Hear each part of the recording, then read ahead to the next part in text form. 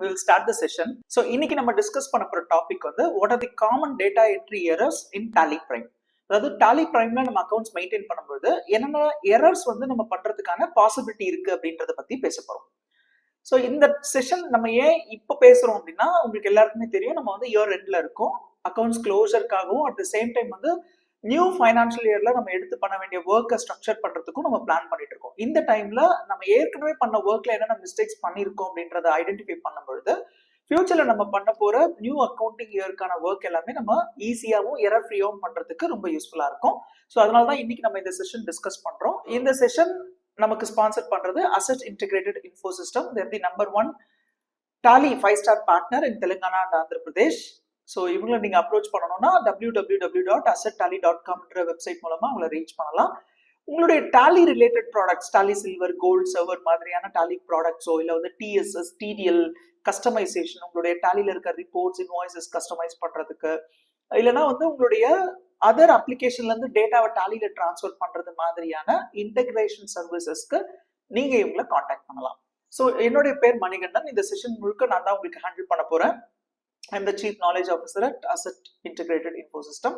So ஏற்கனவே சொன்ன மாதிரி இன்னைக்கு டாபிக் வந்து what are the common data entry errors in Tally Prime அப்படின்றத பத்தி பேச போறோம்.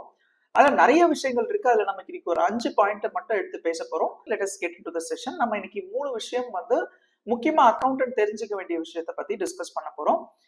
நான் வந்து இந்த ப்ரோக்ராமோட தலைப்பு என்ன சொல்லியிருக்கேன்னா காமன் டேட்டா என்ட்ரி எரர்ஸ் அப்படின்னு சொல்லியிருக்கேன். Of course accountants are not the data entry operators. So உங்களுக்கு வித்தியாசம் தெரிஞ்சிருக்கும்னு நினைக்கிறேன். டேட்டா என்ட்ரி ஆப்ரேட்டர்ஸ் அப்படின்னு சொன்னா ஒரு டேட்டாவை நம்ம கொடுத்து ஒரு பிரிண்டட் ஃபார்மேட்லயோ இல்லை ஒரு ஓரல் இன்ஃபர்மேஷனையோ உங்களுக்கு கம்யூனிகேட் பண்ணி இதை ஒரு அப்ளிகேஷன்ல ஒரு டாலி மாதிரியான சாஃப்ட்வேர்லையோ வேர்ட்லயோ எக்ஸல்லையோ ஏதோ ஒரு அப்ளிகேஷன்ல வந்து இந்த டேட்டாவை ஃபீட் பண்ணித்தாங்கன்னு நம்ம சொல்லுவோம். ஓகே, இதுதான் டேட்டா என்ட்ரி ஆப்ரேட்டர்ஸ் உடைய ஒர்க். ஆனா அக்கௌண்டன்ஸ் ஒரு பிகாம் முடிச்சுட்டு டாலி மாதிரியான ஒரு அப்ளிகேஷன் சாஃப்ட்வேர் கத்துக்கிட்டு இல்லை நீங்க ஒரு பிஜி இல்லை ஒரு ப்ரொஃபஷனல் குவாலிஃபிகேஷன் கையில இருந்தா கூட நீங்க அக்கௌண்டன்ட் அப்படின்னு சொல்லும் பொழுது உங்களுடைய ஒர்க் வந்து டேட்டா என்ட்ரி ஒர்க் கிடையாது. ஒரு ஷீட்ல பார்த்து ஒரு இன்ஃபர்மேஷனை சிஸ்டம்ல என்ட்ரி போடுறதோட உங்களுடைய வேலை நிற்கிறது கிடையாது.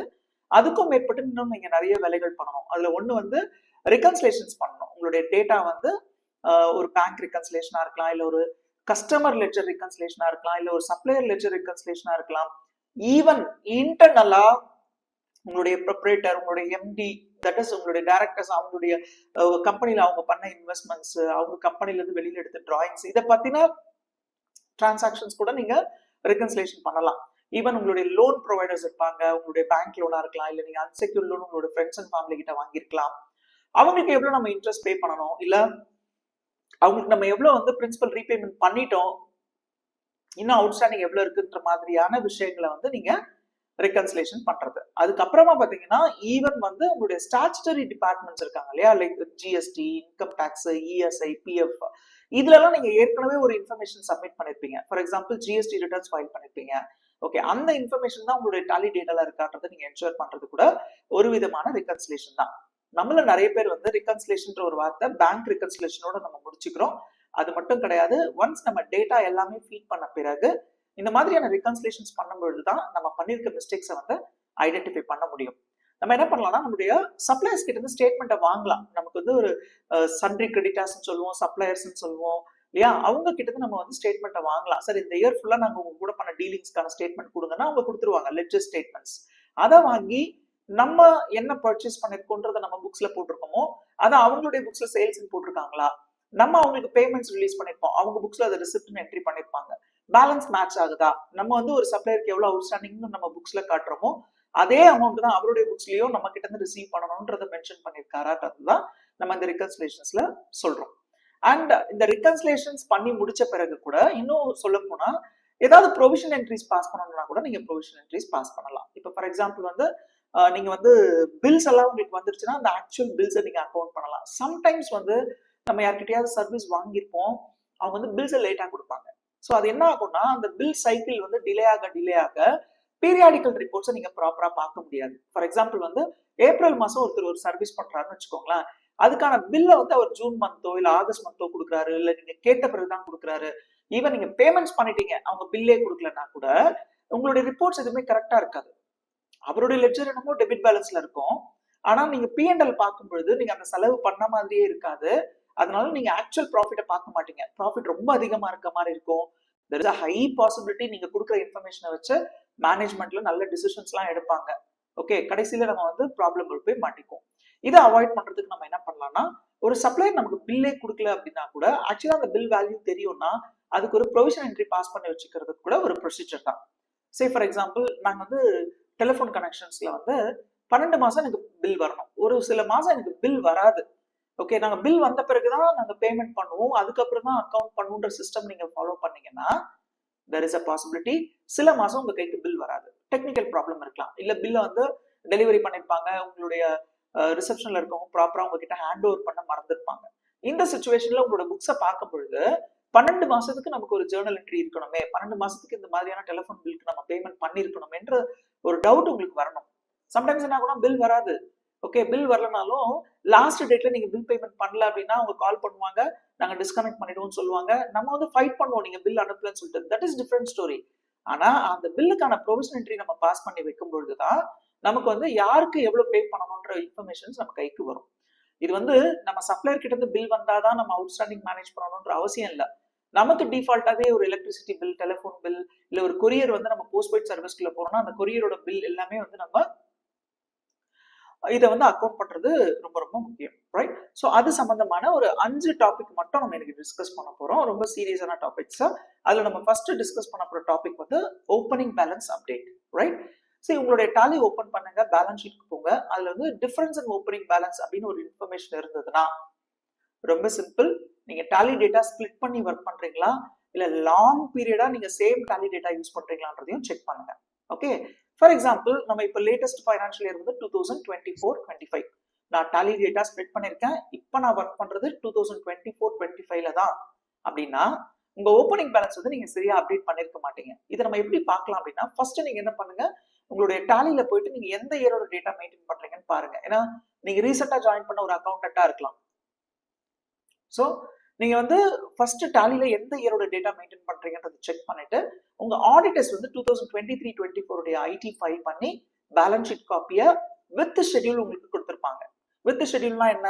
ஃபார் எக்ஸாம்பிள், பேலன்ஸ் ஷீட்ல வந்து சன்ட்ரி கிரெடிட்டார்ஸ்னு ஒரு ஃபீல்ட் இருக்கும். 40,59,000 இருக்குன்னு வச்சுக்கோங்களேன். சன்ட்ரி கிரெடிட்டார்ஸ்னா மல்டிபிள் கிரெடிட்டார்ஸ். ஓகே, உங்ககிட்ட ஒரு 40 கிரெடிட்டார் இருக்கலாம், 30 கிரெடிட்டார் இருக்கலாம். அந்த எல்லாரையும் சேர்த்து தான் நம்ம சன்ட்ரி கிரெடிட்டார்ஸ்னு சொல்லுவோம். அப்படின்னா என்ன அர்த்தம்? இந்த 40 சப்ளையருக்கும் இண்டிவிஜுவலா ஒவ்வொரு சப்ளையரோட பேரு, அவருடைய அவுட்ஸ்டாண்டிங் பேலன்ஸ் என்ன அப்படின்றத ஷெட்யூல்ஸ் சொல்லி உங்களுக்கு தனியா கொடுப்பாங்க. ஸோ அதனையும் நீங்க வச்சுக்கிட்டு தான் இந்த ஒர்க்கை வந்து நீங்க பண்ண முடியும். ஸோ இப்போ பேலன்ஸ் ஷீட்ல உங்களுக்கு டிஃபரன்ஸ் இன் ஓப்பனிங் பேலன்ஸ் வருதுன்னா உங்களுடைய டாலி டேட்டால ஓப்பனிங் பேலன்ஸ் தப்பா இருக்குன்னு அர்த்தம். அதை நீங்க அப்டேட் பண்ணுங்க. அதை அப்டேட் பண்ணாதான் எப்பவுமே நீங்க பேலன்ஸ் ஷீட் பார்க்க முடியும். நிறைய பேர் வந்து P&L-ஓட நிறுத்திக்கிறோம், பேலன்ஸ் ஷீட் பாக்குறது இல்லை. ஏன்னா அதுல டிஃபரன்ஸ் இன் ஓப்பனிங் பேலன்ஸ் வருது, எந்த ஃபிகருமே கரெக்ட் இல்லை அப்படின்லாம் சொல்லுவாங்க. அதை நம்ம ஏதாவது ஒரு பர்டிகுலர் சிச்சுவேஷன்ல கரெக்ட் பண்ணி தான் ஆகணும். அதை எப்படி பண்ணணும்ன்றதை நான் உங்களுக்கு இப்ப சொல்ல போறேன். அடுத்தது structuring the capital account, right?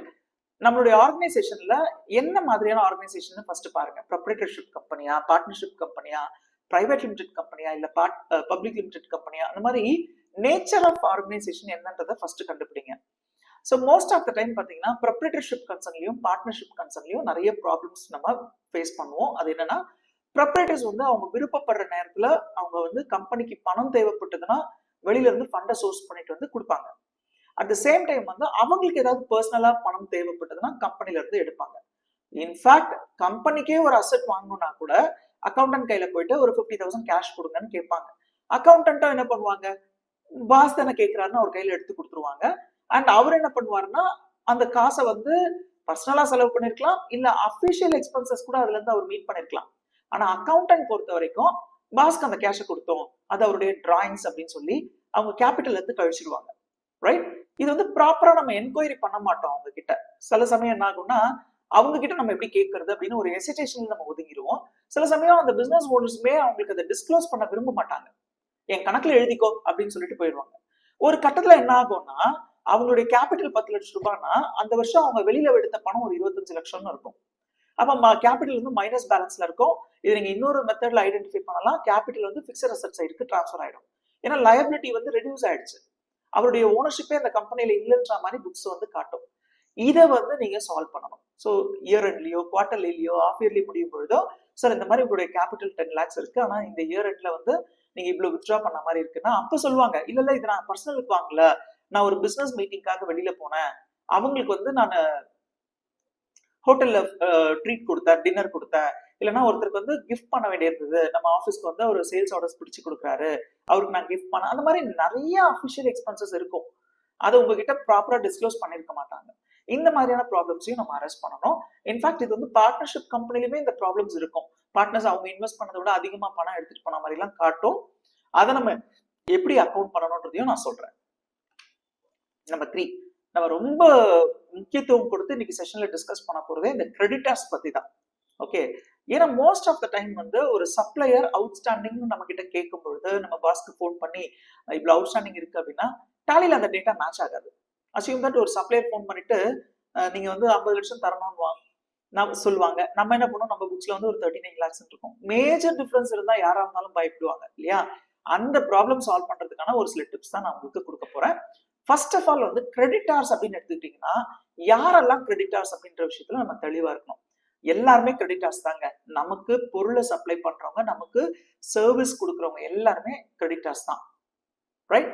நமக்கு பொருளை விற்கிறவங்க மட்டும் கிடையாது, ஈவன் நமக்கு சர்வீஸ் பண்றவங்க கூட கிரெடிட்டார். அந்த வகையில ஃபார் எக்ஸாம்பிள் நான் வந்து ஒரு ஹோம் அப்ளையன்சஸ் ஷாப் வச்சிருக்கேன்னு வச்சுக்கோங்களேன். நான் வந்து ஒரு டிவி, ஃப்ரிட்ஜ், வாஷிங் மிஷின் இதெல்லாம் வாங்கி விற்கிற வேலையை தான் பண்றேன். அப்போ எனக்கு இந்த பிசினஸ் ரிலேட்டட் மெட்டீரியல்ஸை சப்ளை பண்றவங்களும் என்னுடைய சன்ட்ரி கிரெடிட்டார் தான். அண்ட் என்னுடைய ஆஃபீஸ்க்கு நான் சில அசெட்ஸ் வாங்குவோம், டிவி வாங்குவோம், ஃப்ரிட்ஜ் வாங்குவோம், இல்லை ஆஃபீஸ்க்கு ஏசி வாங்குவோம், ஆஃபீஸ்க்கு சேர் டேபிள் வாங்குவோம், கம்ப்யூட்டர்ஸ் வாங்குவோம், லேப்டாப்ஸ் வாங்குவோம், மோட்டார் வெஹிக்கிள்ஸ் வாங்குவோம், கார் மாதிரியான வெஹிக்கிள்ஸ் வாங்குவோம். இது எல்லாமே நம்மளுடைய அசெட்ஸ் தான். இது நமக்கு சப்ளை பண்றவங்களுக்கு பேரும் கிரெடிட்டார்ஸ் தான், சப்ளையர்ஸ் தான், ரைட்? அடுத்ததா நமக்கு வந்து சப்போர்ட் பண்றவங்க. ஃபார் எக்ஸாம்பிள் என்னுடைய லேண்ட்லார்ட் எனக்கு வந்து வீடு வாடகைக்கு, ஆஃபீஸ இடத்த வந்து வாடகைக்கு கொடுத்துருப்பாங்க, லேண்ட்லார்டு, என்னுடைய இபி டிபார்ட்மெண்ட், என்னுடைய டெலிஃபோன் டிபார்ட்மெண்ட், என்னுடைய கொரியர் சர்வீஸ் ப்ரொவைட் பண்றவங்க, இல்ல எங்களுக்கு டிரான்ஸ்போர்ட் சர்வீஸ் பண்றவங்க, இவங்க எல்லாருமே கூட எனக்கு சப்ளையர் தான். ஸோ எல்லாருமே எனக்கு ஏதோ ஒரு பொருளையோ இல்ல எனக்கு ஏதோ ஒரு சர்வீஸையோ சப்ளை பண்றாங்க. இந்த சிச்சுவேஷன்ல நம்ம என்ன பண்ணணும்னா எல்லாருமே சன்ட்ரி கிரெடிட்டார் அப்படின்னு குரூப் பண்றத ஃபர்ஸ்ட் அவாய்ட் பண்ணணும். எல்லாருமே சன்ட்ரி கிரெடிட்டார் தானே?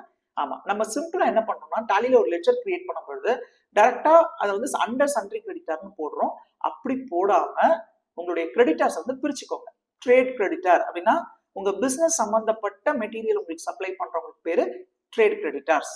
அண்ட் தென் அசெட்ஸ் வந்து சப்ளை பண்றாங்களா, அது வந்து ஃபிக்ஸட் அசெட் கிரெடிட்டார்ஸ் அப்படின்னே பேர் வைக்கலாம், தப்பே கிடையாது. ஓகே, இது ஏன் நான் சொல்றேன் அப்படின்னா இது வந்து ரூலா, இது வந்து அக்கௌண்டிங் ரூல்ல இருக்கா, WNT சிஸ்டம்லாம் இப்படிதான் இருக்கணும்னு இருக்கான்னு கேட்டா கிடையாது. இது வந்து ஒரு பெஸ்ட் பிராக்டிஸ் அப்படின்னு சொல்லலாம். யோசிச்சு பாருங்க, உங்களுடைய பேலன்ஸ் ஷீட்ல சன்ட்ரி கிரெடிட்டார்ஸ் ஓபன் பண்ணீங்கன்னா ஒரு 50 சப்ளையர் இருக்காங்கன்னு வச்சுக்கோங்க. சோ அந்த 50 சப்ளையர்ல எல்லாருமே கலந்து போயிருக்காங்க அப்படின்னா நிறைய டிசிஷன்ஸ் உங்களால எடுக்க முடியாம போறதுக்கு சான்சஸ் இருக்கு. அதை விட நீங்க என்ன பண்ணலாம்னா சப் குரூப்ஸ் கிரியேட் பண்ணலாம். Trade creditors, asset creditors, service providers, landlords, even உங்களோட ஸ்டாஃப்ஸ், அவங்களுக்குமே சேலரி அவுட்ஸ்டாண்டிங் இருக்குன்னா அவங்களும் நமக்கு கிரெடிட்டார்க்கு ஈக்குவல் தான்.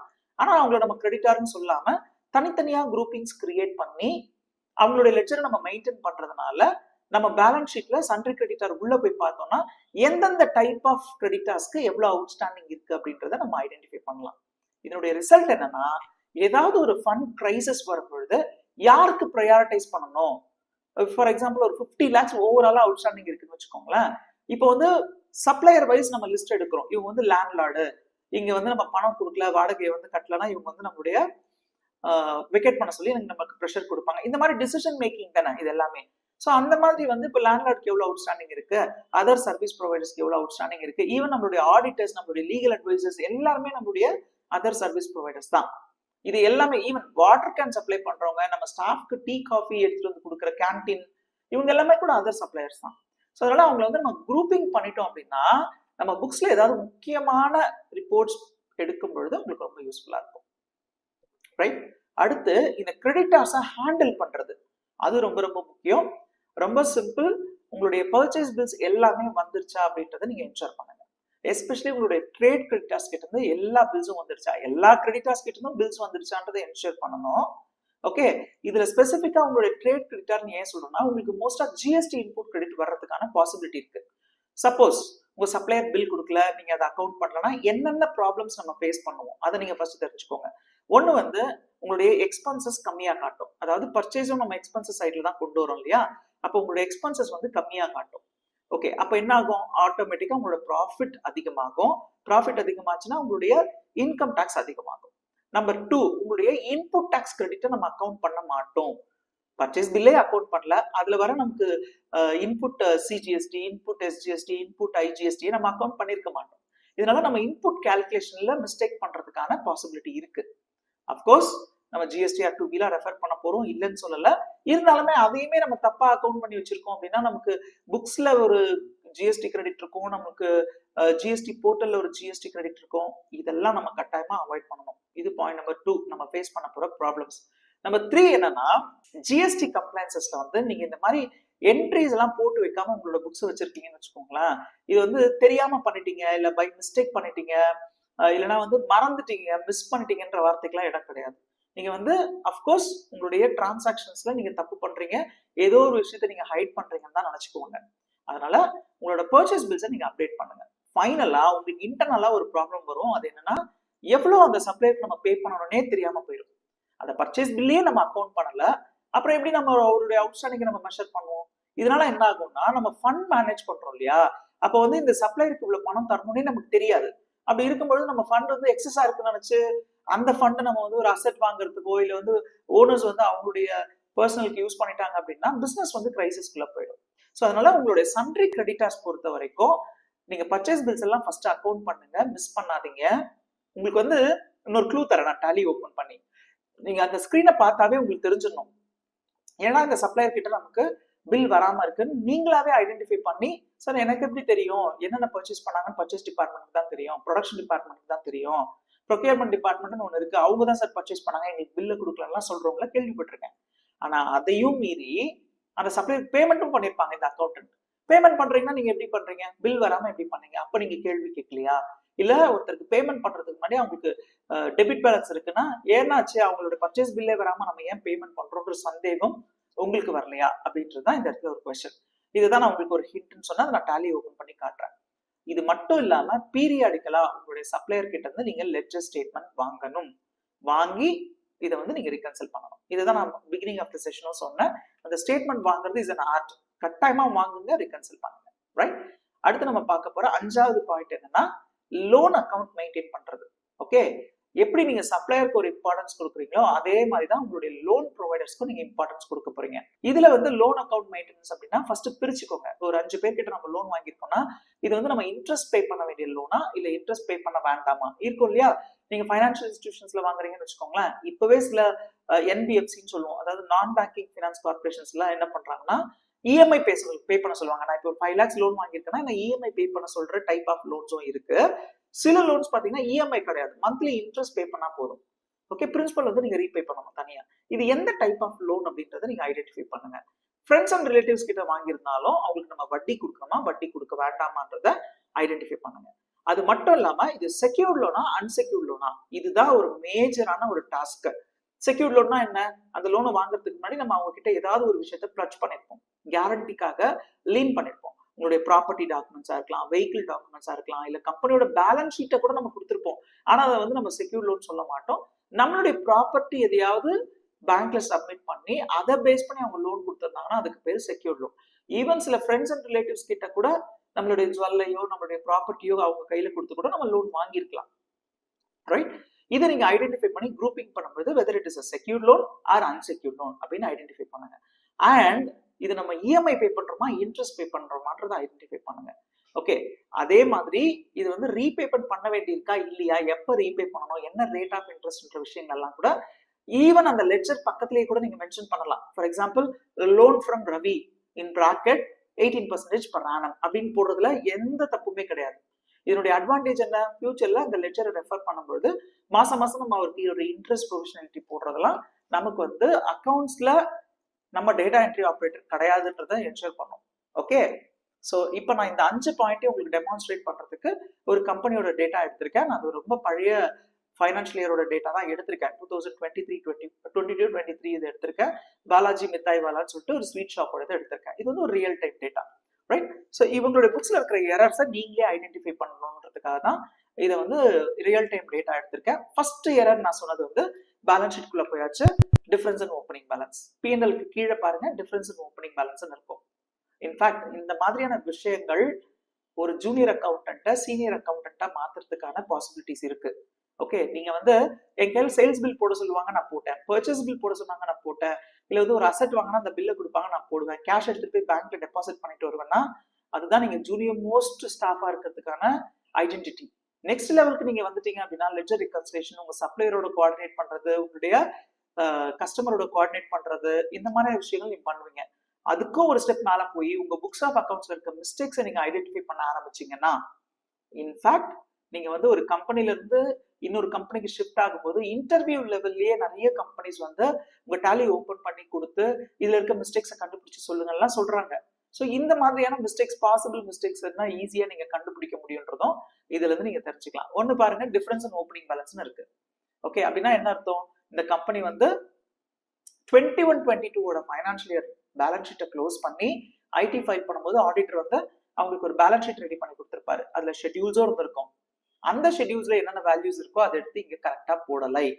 நல்லா பாருங்க, டிஃபரன்ஸ் இன் ஓப்பனிங் பேலன்ஸ் வந்து அசெட் சைட் இருக்கு. அப்படின்னா என்ன அர்த்தம்னா அவங்களுக்கு லைபிலிட்டிஸ் வந்து 95,06,840.38 இருக்கு. ஆனா அசெட் சைட்ல ஏதோ ஒரு 3,95,000 என்ட்ரிய மிஸ் பண்ணிருக்காங்க. ஓகே, அதை மிஸ் பண்ணதுனால அசெட் சைட்ல அந்த அமௌண்ட்டை ஃபில் பண்ணா மட்டும்தான் உங்களுக்கு பேலன்ஸ் ஷீட் டேலி ஆகும் அப்படின்ற மாதிரி டேலி உங்களுக்கு ஹிண்ட் கொடுக்குது. யூஸ்வலா நம்ம மேனுவல் அக்கௌண்ட்ஸ் ப்ரிப்பேர் பண்ணும்பொழுது டேலி ஆகலன்னு மட்டும் சொல்லுவோம், அசெட் சைடு எனக்கு டேலி ஆகல. ஆனா நமக்கு தெரியாது ஒருவேளை லைபிலிட்டி சைட் தப்பா அசெட் சைட் தப்பான்ட்டு. இந்த இடத்துல வந்து இப்போ அசெட் சைட்ல தான் 3,95,000 மிஸ் ஆகுதுன்ற மாதிரி வருது. இந்த இன்ஃபர்மேஷன் வந்து நீங்க ட்ரையல் பேலன்ஸ்லயுமே நீங்க ஐடென்டிஃபை பண்ணலாம். Display more reports and trial balance. So இப்போ பாத்தீங்கன்னா இது வந்து ட்ரையல் பேலன்ஸ்ல டிஃபரன்ஸ் இன் ஓப்பனிங் பேலன்ஸ் 3,95,000 இருக்கு. ஸோ இதுல ஏதோ ஒரு லெட்ஜர்ல ஓப்பனிங் பேலன்ஸ்ல நீங்க மிஸ்டேக் பண்ணிருக்கீங்கன்னு அர்த்தம். இதை நீங்க கரெக்ட் பண்ணும்போது என்ன பண்ணலாம்னா டிஸ்பிளே ட்ரையல் பேலன்ஸ்ல போயிட்டு எப்பவுமே ட்ரையல் பேலன்ஸ் வந்து நல்லா ஞாபகம் வச்சுக்கோங்க, க்ளோசிங் பேலன்ஸ் தான் நமக்கு காட்டும். டேலின்னு கிடையாதுங்க. ட்ரையல் பேலன்ஸ் ப்ரிப்பேர் பண்றது ஒரு லெட்ஜரை க்ளோஸ் பண்ணி அதனுடைய பேலன்ஸ் என்னன்றதை டிரான்ஸ்ஃபர் பண்றது தான் ட்ரையல் பேலன்ஸ். இப்ப பாருங்க, நமக்கு இந்த closing balance as on 31st March வந்திருக்கு. F12 பிரஸ் பண்ணுங்க, ஷோ ஓப்பனிங் பேலன்ஸ் கொடுங்க, ஷோ டிரான்சாக்ஷன்ஸ் கொடுங்க.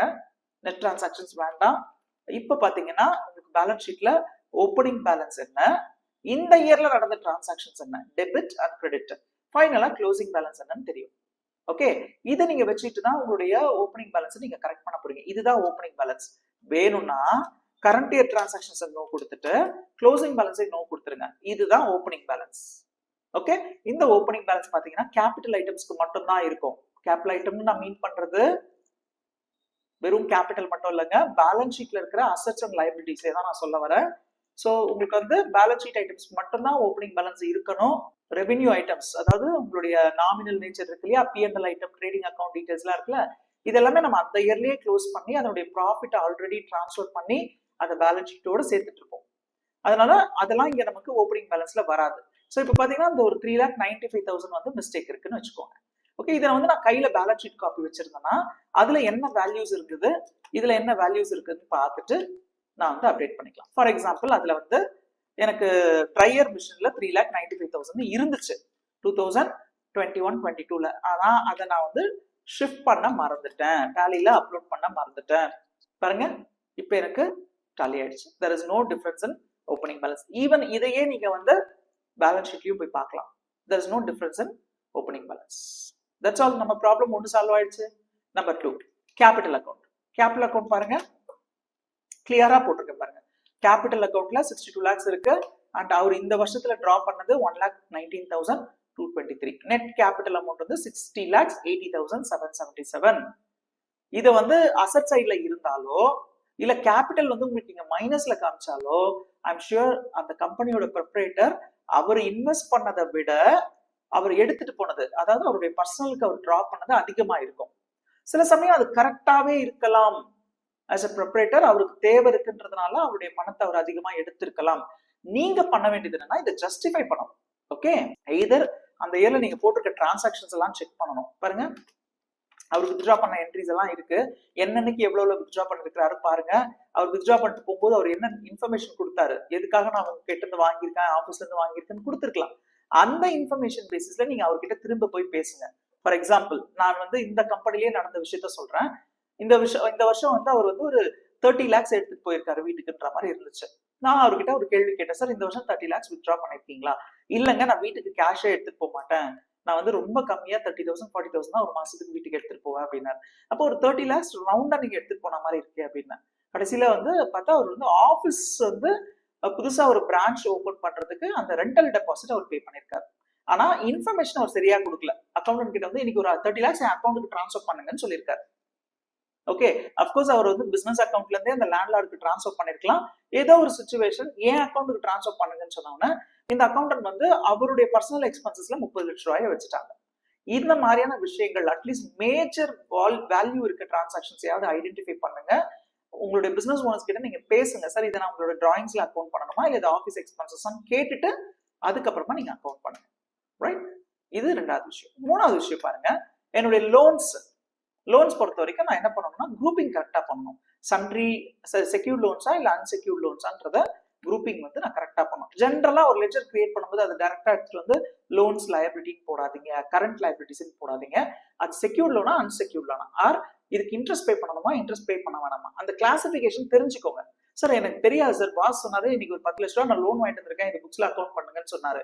அப்படிதான் சொல்லுவாங்க, ஏன்னா அவங்க அந்த பிசினஸ்ல வந்து பிஸியா இருப்பாங்க. நீங்க வந்து அடுத்து அவங்க கூலா இருக்க டைம்ல, அவங்க ஃப்ரீயா இருக்க டைம்ல இன்புட் வாங்கிட்டு அதுக்கப்புறம் நீங்க அதை அக்கௌண்ட் பண்ணுங்க. ரைட், ஆர் அட்லீஸ்ட் அவங்களுக்கு அதை ரிமைண்ட் பண்ணிட்டே இருங்க, லேட்டராகவும் நீங்க அதை அக்கௌண்ட் பண்ணலாம். அதுல ரொம்ப ஸ்பெசிஃபிக்கா அந்த லோன் அக்கௌண்ட்ல பாருங்க, 2 பேங்க்ல இருந்து நான் லோன் வாங்கியிருக்கேன். இதுல நான் உங்களுக்கு ஓபன் பண்ணி காமிச்சாவே புரியும். ஸோ எனக்கு வந்து ஒரு 4,37,500 லோன் இருந்துச்சு. ஆனா இப்ப எனக்கு இந்த லோன் குறைஞ்சிக்கிட்டே வந்திருக்கு. இந்த என்ட்ரி பார்த்தா தெரியும், இந்த லோன் குறைஞ்சிக்கிட்டே வந்திருக்குன்னு சொல்லியிருக்கேன். ஆனா இந்த லோன் என்ட்ரி உள்ள போனா நான் பண்ணிருக்க மிஸ்டேக்ஸை நீங்க ஐடென்டிஃபை பண்ண முடியும்.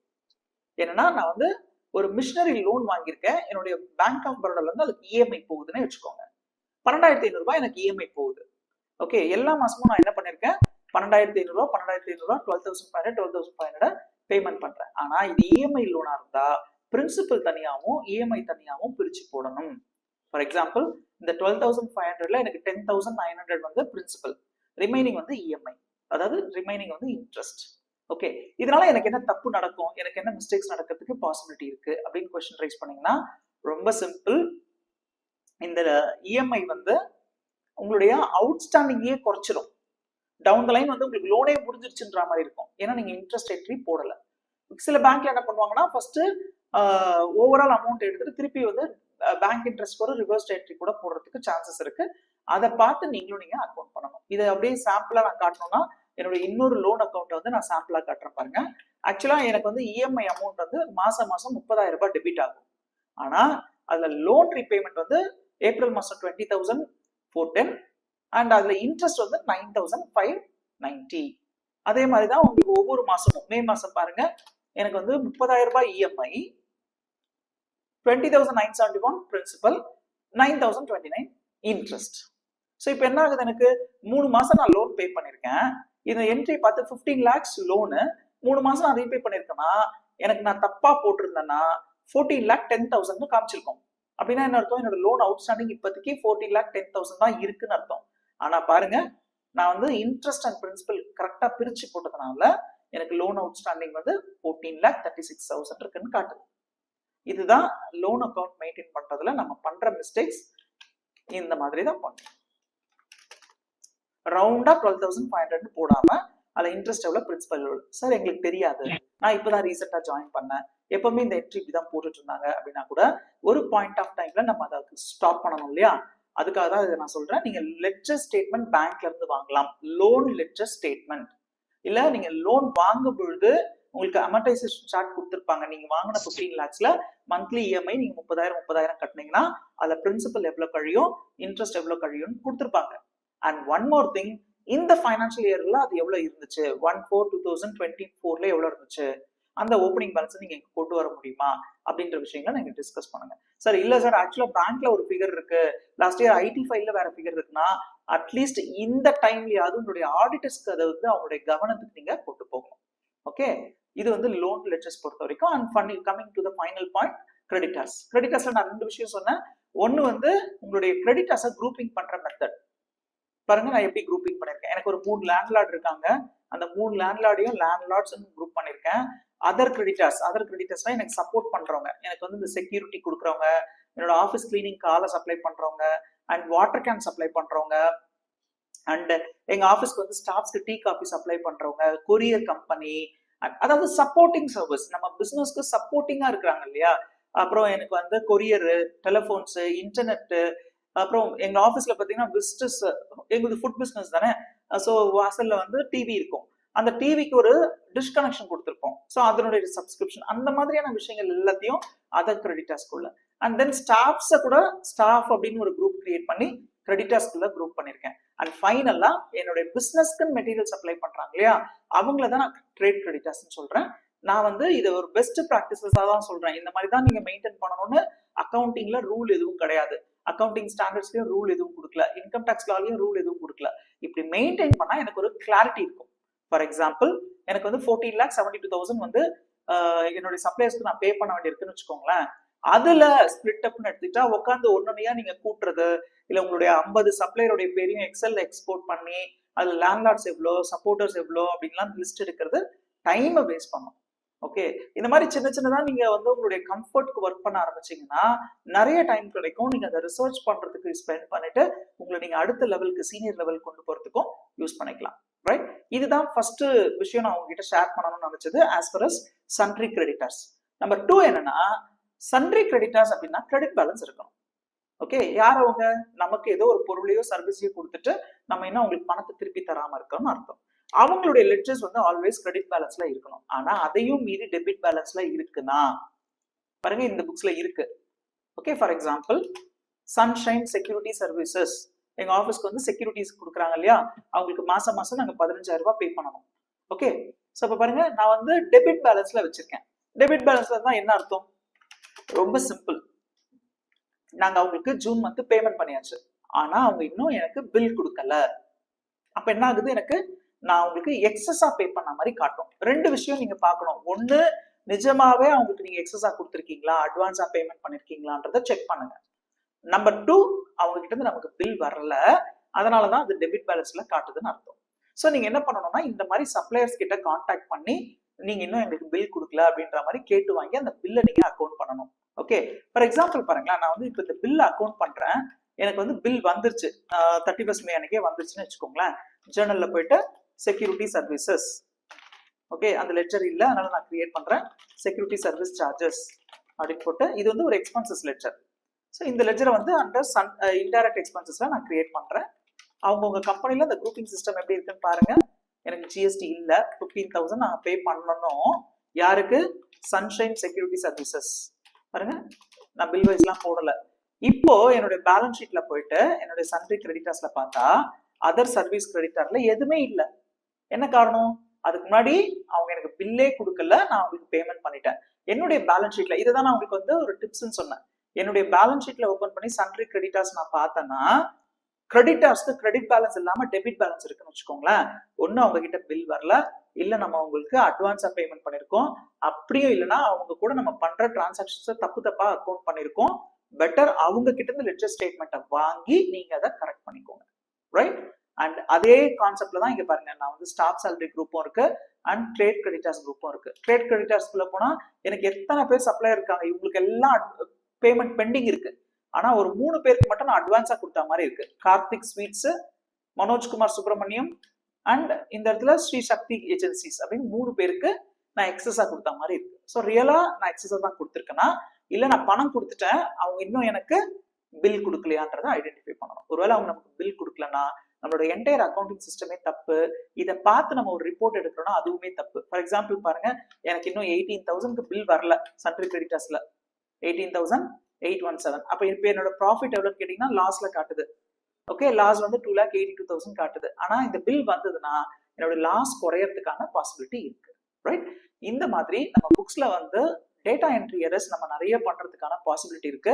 அப்கோர்ஸ் நம்ம ரொட்டீனா டேட்டா என்ட்ரி ஒர்க்ஸ் பண்ணிட்டு இருக்கோம் அப்படின்னா நம்ம அதுல இருந்து கொஞ்சம் பிரேக் எடுக்கணும். அதாவது ரொட்டீனா என்ட்ரி போடுறதை மட்டுமே நம்மளுடைய வேலையா வச்சுக்காம நம்ம ஒரு பர்டிகுலரா ஒரு சப்ளையர் கூட, ஒரு கஸ்டமர் கூட, ஒரு பேங்க் கூட, ஒரு லோன் ப்ரொவைடர் கூட டீல் பண்றோம் பொழுது அவங்களுடைய டிரான்சாக்ஷன் ஸ்டேட்டஸ் என்ன அப்படின்ட்டு ஒரு லெட்ஜருக்குள்ள போய் நம்ம பார்க்கறதுக்கு பழகணும்.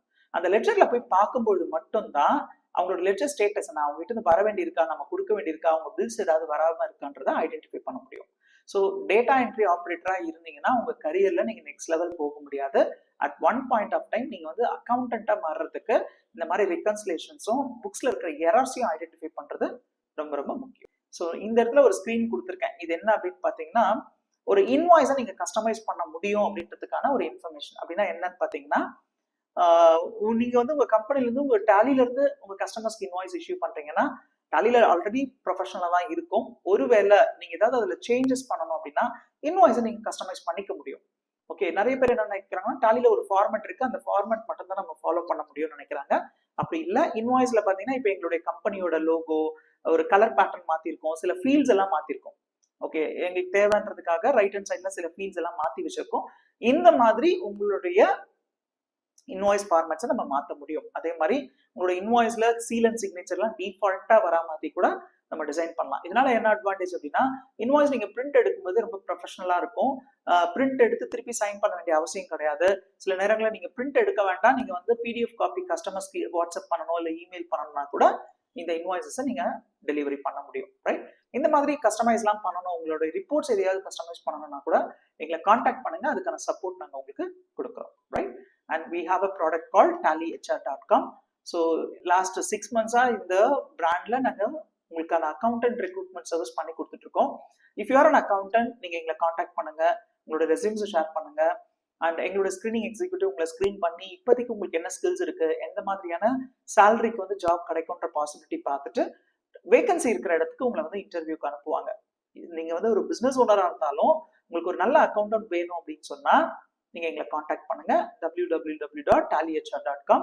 ஸோ உங்களுக்கான நீட் என்ன, உங்களுக்கு ஒரு மேல் ஆர் ஃபீமேல் அக்கௌண்டன்ட் வேணுமா, என்ன எக்ஸ்பீரியன்ஸ்ல வேணும், உங்க கம்பெனிக்கு எந்த மாதிரியான அக்கௌண்டன்ட் இருந்தா உங்களுடைய ப்ராப்ளம் சால்வ் ஆகுன்றதை ஐடென்டிஃபை பண்ணி நல்ல அக்கௌண்டன்ட்டை உங்களுக்கு ரெக்ரூட் பண்ணி தரோம்.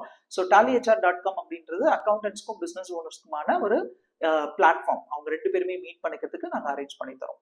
Right, so thank you very much for your participation.